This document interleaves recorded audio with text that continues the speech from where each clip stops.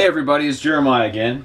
And anybody that knows me that's a good friend of mine or family member, they know I love movies. And with movies, I gotta have some good popcorn. Now most people I know will be more than happy to get themselves a box of Act 2 or some Pop Secret and throw it in the microwave. But for me, I like something a little bit better, not as much additives, a whole lot more natural and dead easy to make. So the first thing you're going to need is a good quality popcorn kernel. I like Orville. There's nothing wrong with that. I found in past experiences that buying generic popcorn kernels, they tend to be really small once they popped. But Orville's really good. It's consistent every time I've used it, and comes out nice, white and fluffy and fantastic. And secondly, what a lot of people do is if they're going to pan pop popcorn, which is what I'm going to demonstrate here, they like to use like generic oils that has a lot of preservatives, a lot of unnatural weird things in it. But instead what I'm going to do is use some of my clarified butter. What I'm doing right now is the bottle of clarified butter that I have. I'm kind of breaking it up a little bit because I keep it in the fridge so it re-solidifies. Don't use a microwave on plastic products. It's not really good. You start tasting the plastic in whatever product it is, even if you're reheating food from a day or two ago. So anyway, pot of warm water. Every so often, bring it out, massage it, and go from there. And there's nothing wrong with, say, I just want to get a stick of butter. You can cut up a little nice block of it, put it in a pan, warm it down. You don't have to clarify it. It just makes it better. Just remember to keep it on a low heat. Clarified butter has a higher smoking temperature, so it's easier to work with because you got rid of all the milk and the protein product. So if you do use a stick of butter, I recommend unsalted. That way you can salt it yourself. There's nothing saying that it has to be one way or the other, but I just prefer it that way. That way you know how much salt you're putting into whatever you're cooking. For me, what I recommend when I'm doing a decent size, like say about a half a cup of popcorn kernels, I like about a third of a stick of butter. I melt that down in a pan. This is if you don't want to use clarified butter, but you can take about a third of a stick, put it in a pan, melt it down, low heat, okay, that way you don't burn it, and then take just a couple tablespoons of that and you'll put it in your pan. And I'm going to show you what I'm going to do with the clarified butter the same way. Let's get yourself a nice big pan, like so. Put yourself, if you're on an electric stove, just above medium, in between medium to high heat. And also a good lid, one that has holes in it like so. Alright, because that's going to play an important part, and I'll show you later on. Sounds like my pan's getting nice and hot. I can kind of feel a little bit of the temperature there. It's not scalding, that way I won't do anything strange to the butter. I'm just do a couple tablespoons right there on the bottom. That'll get your pan nice and wet, and you can smell it's fantastic. Okay, so once we do that, what I like to do is kind of season a little bit. And you can use coarse salt, fine salt, anything that you want. Just a little bit of that. Okay, good to go slosh around. I see it's a little dry, so I'm just add a little bit more.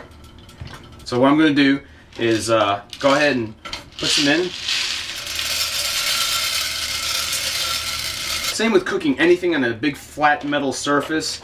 You want to make sure it's even. So as the kernels are right there, kind of want to shake them about. And what this does is kind of coat it with a little bit of that butter, a little bit of the salt that we just seasoned it with. And then we're going to sit it right there. We're going to take our lid, and especially with this pan, as you can see, it has a bit of a lip. So we want to put the pan like so, where we have some of the holes exposed. Okay, we got our lid on top with some of the holes exposed. And what that does is allow some of the steam and moisture out, because if you have it locked tight, what happens is it kind of shrinks up the popcorn and puts a lot of moisture back into it, and it's not as crisp and crunchy as you would probably like to enjoy it. You don't want soggy popcorn, that's awful. Okay, the most important part of this process, other than regulating your temperature, not burning your butter if you're using a straight stick of butter, is you constantly want to agitate. Once you do that, make sure the holes are just right coming out the side of the lips there, so that the adequate amount of steam can come out. If you don't have holes in the lid, there's nothing wrong with kind of burping it a little bit. Just kind of let some steam out as you go. Another good shake. And like I said, you want to kind of do this often, like every 30 seconds or so. And what's going to really make this pop, no pun intended, is if you get yourself a couple bowls. They can be metal, they can be plastic. And once these are all said and done, and nice and white and fluffy is we're gonna pour them from this cooking pan into another bowl, and we're gonna salt and season it the way we want. And then the benefit of the other bowl, you put it on top, and you're gonna give it a good shake. And if you can hear that, the magic is already starting to happen. You can already start to smell it. This is a good point with the initial popping to kind of burp a little extra steam out. You see some of that come out. And we don't want to forget to constantly shake. You got to be very aggressive with it. Get some steam out. Turn the heat down a little bit. Alright, this is very key right at this point.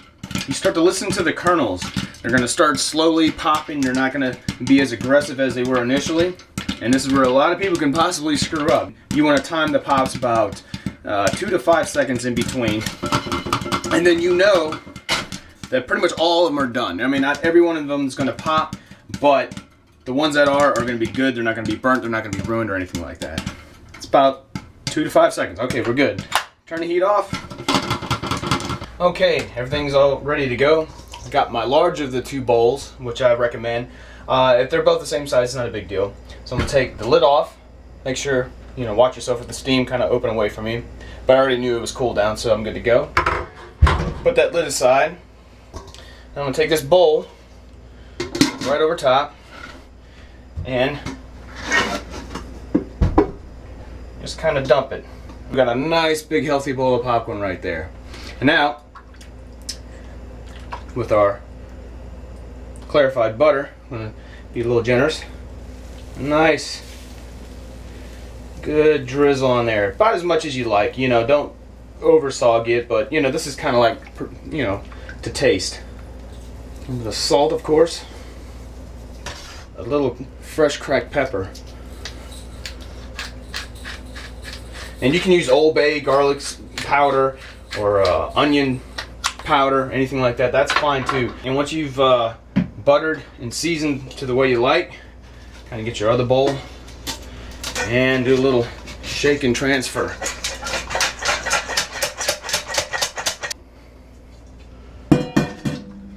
And look at that. Freshly pan popped popcorn. No microwave, no preservatives, none of that crazy additive science experiment stuff. Right there in your own kitchen. Impress a date when you take her home or him to your place and watch a movie together. Thanks for watching. We'll talk to you again.